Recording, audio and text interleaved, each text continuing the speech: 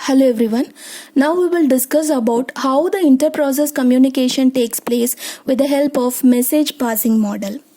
So if you look at this message passing model, so this can be implemented with the help of two major set of operations, which is nothing but send and the next one is receive. So if you want to send or if you want to communicate between any two process, those two process must perform these two operations, which is nothing but send and another one is receive. So either we can call it as an operation or we can also call it as a primitive. So what are all the two major primitives that we have to use while the communication takes place between these two process? So any process can send or receive messages. So that is what message passing model. So here, before using this primitives or the operations, we should establish the communication link. So we should establish this communication link between any two process. Then only we can achieve these two set of operations. Okay. So this communication link either not only with the physical communication, physical link, we should also achieve the logical link. So logical link also be implemented in between any two process. So how the logical implementation of the communication link will be established? So it can be achieved by these three methodologies. So we can use these three mechanisms or methodologies in order to get the logical implementation of link. So first one is direct or indirect communication. Next one is synchronous or asynchronous communication. And the next one is automatic or explicit buffering.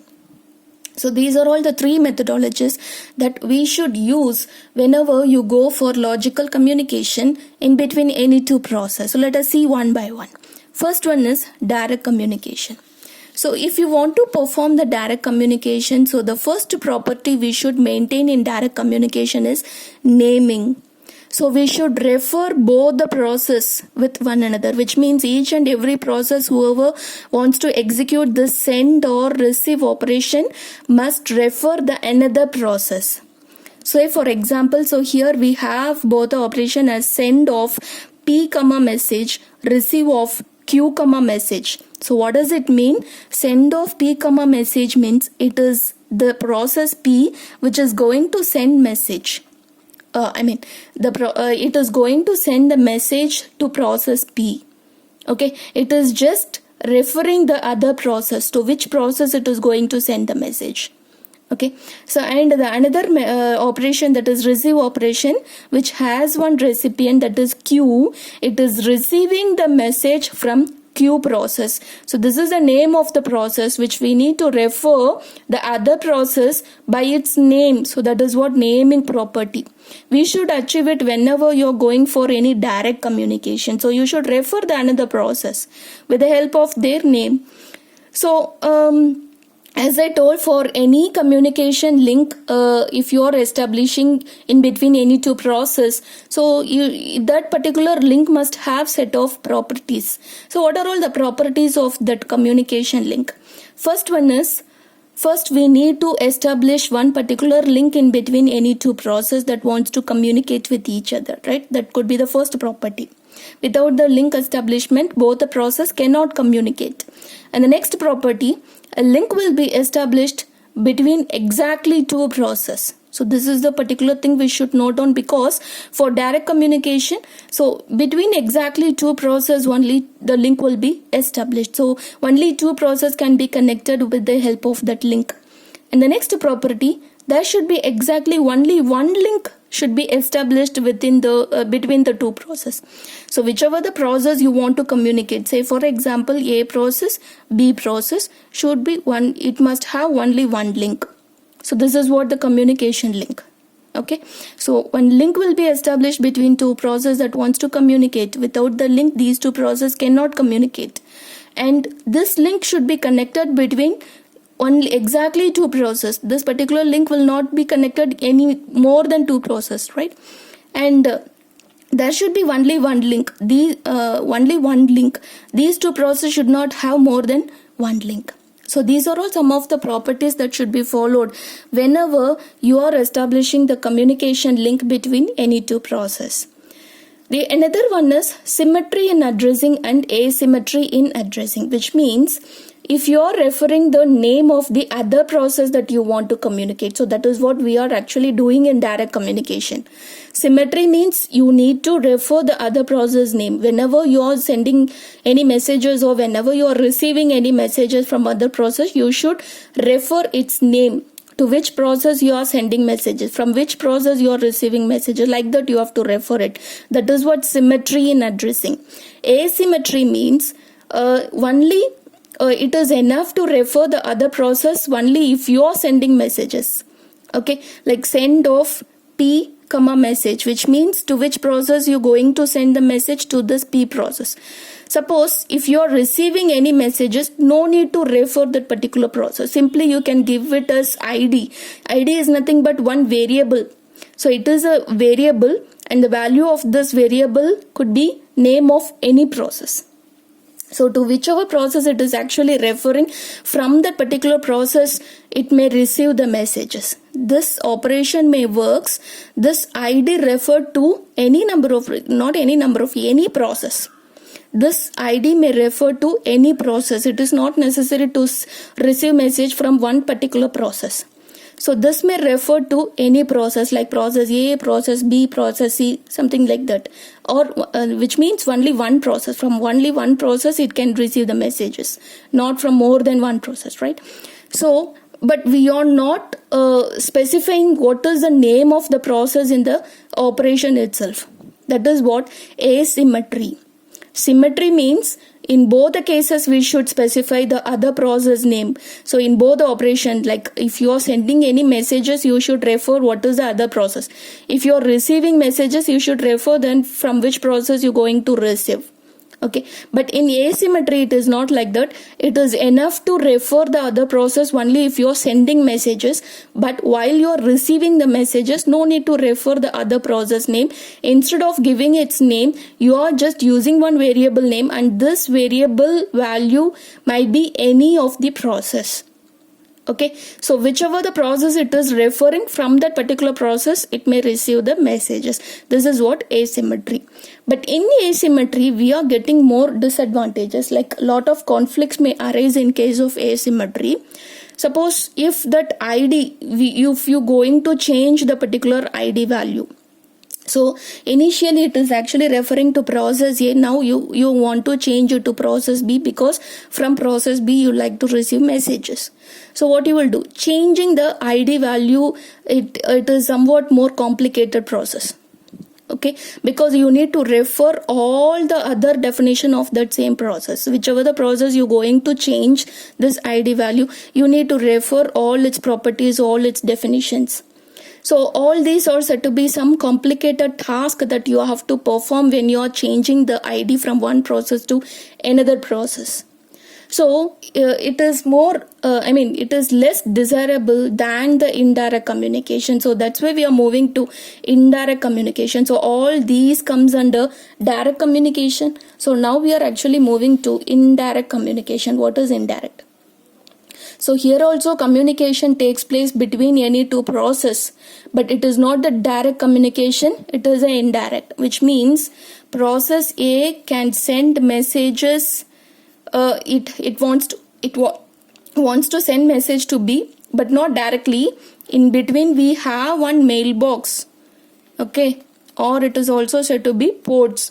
So only through this mailbox these two processes can communicate with each other.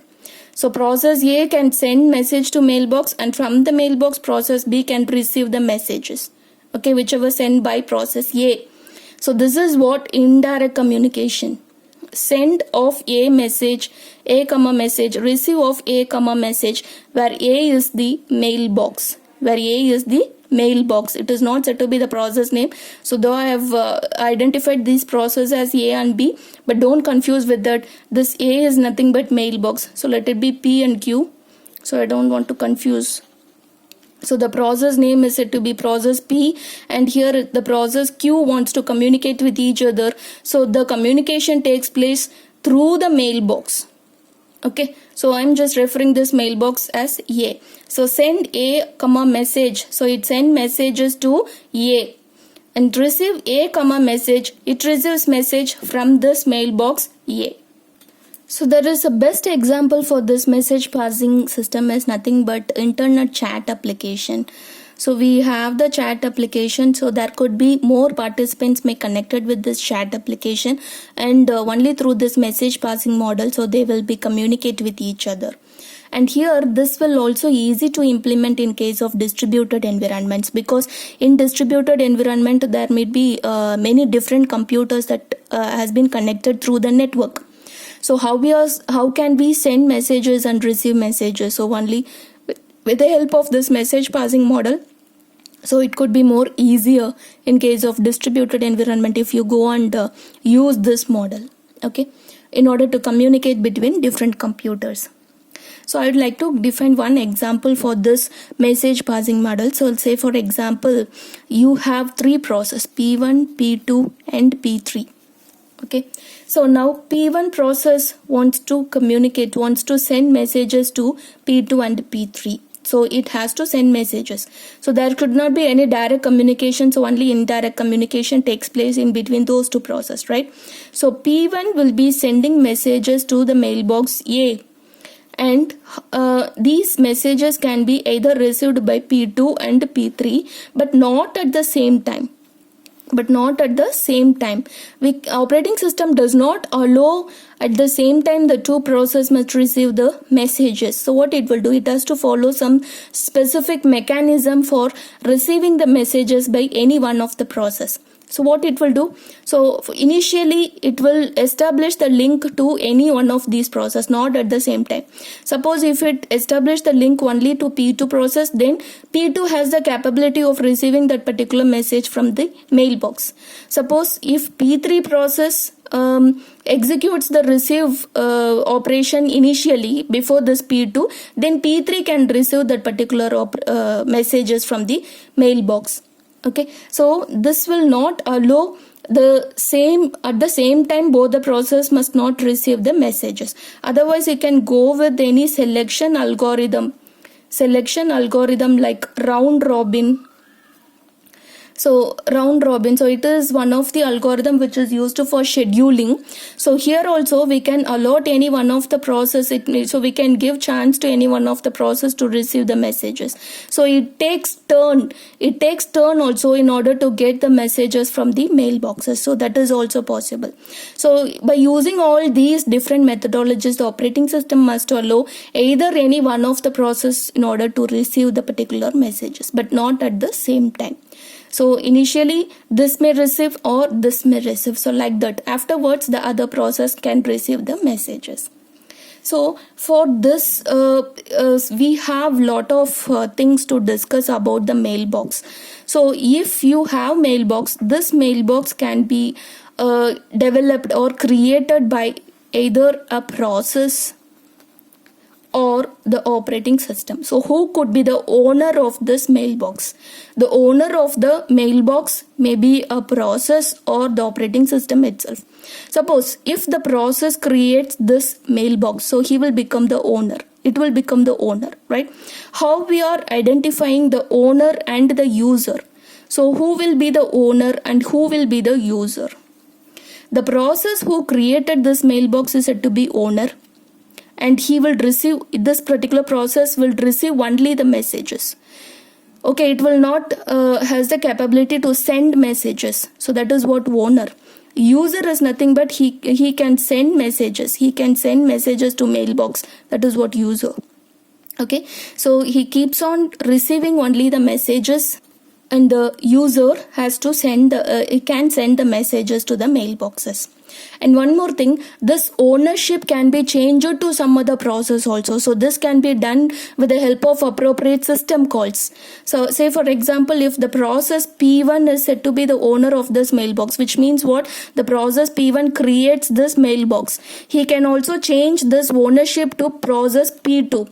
So what happens there? With the help of some appropriate system calls, he can do this. So this particular process changes their ownership to process P2. So P2 can receive any kind of messages by any other user. Now P2 will become the owner of this mailbox. So whoever or becoming the owner for the particular mailbox, he keeps on receiving the messages. The other user, other process must sending the messages to this particular mailbox. And one more thing, if any of the process or the owner of this mailbox, if that particular process terminates, if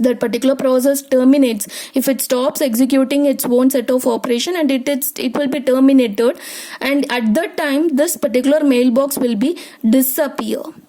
So this mailbox will be disappeared.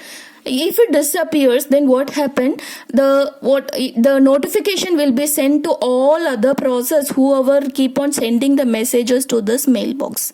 So a particular notification will be sent to all other process who are all sending messages to this disappeared mailbox. So it has been notified that this particular mailbox has been disappeared. So no need of sending any messages furthermore, like that. Okay.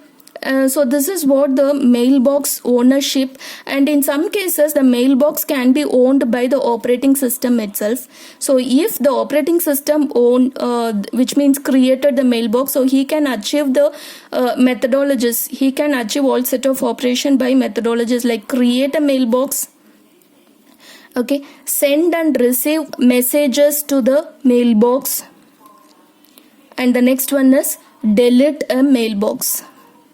So after sending and receiving, so the mailbox will be deleted. So these three things will be achieved by the operating system if he is the owner of the mailbox. If operating system is the owner of the mailbox, then these set of operation will be performed.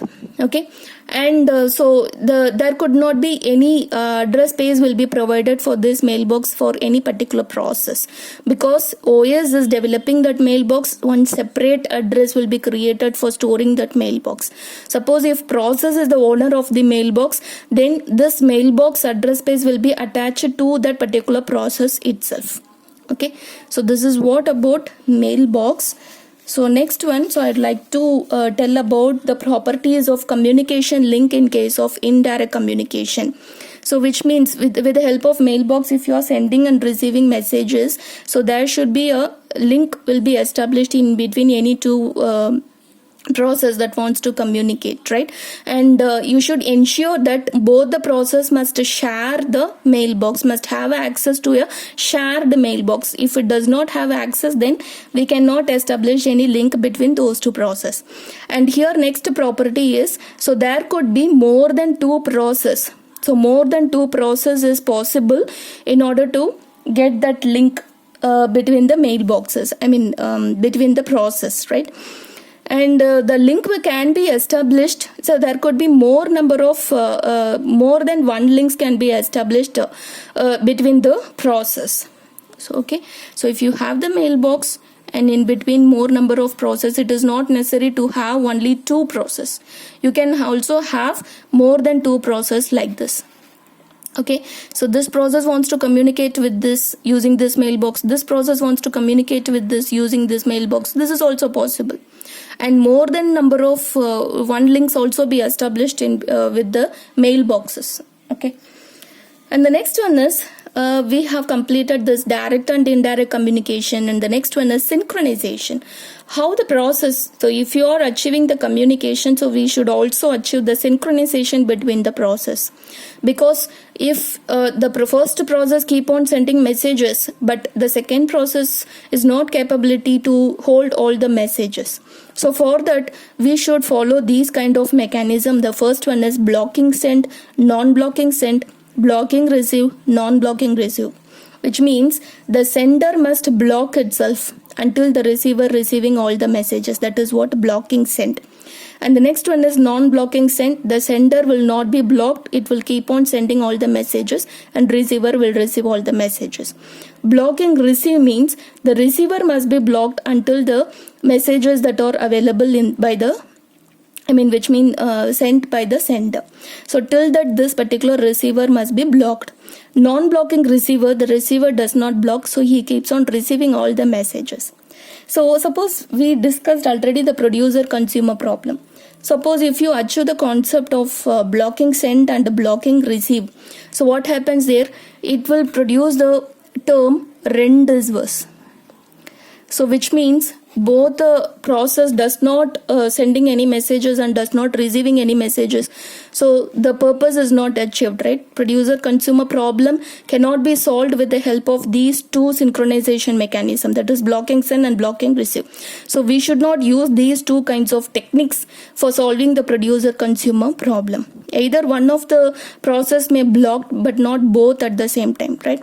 So it will fall in this situation, that is rendezvous. It is a term which is used to say that particular problem has not been solved with the help of this blocked send and blocking receive. And the next one is buffering. So the last concept in the indirect communication, that is zero capacity, bounded capacity and unbounded capacity. So if you are sending messages from one process to another process, in the link we actually maintain one buffering concept, or we actually maintain the queue format. So if it is actually the buffering size may vary with these three. First one is zero capacity, which means the queue does not have any capacity. So it will keep on sending messages. So without any storing that particular message in the link, it will be received by the receiver. That is what zero capacity. Bounded capacity means, so we should have some queue which has a finite length. So within that particular length n, the messages should be placed in the queue or in the link, and after some time that will be received by the receiver.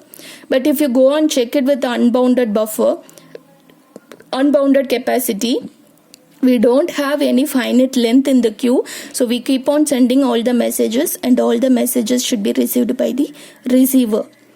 So this is what the concept of indirect communication. Thank you.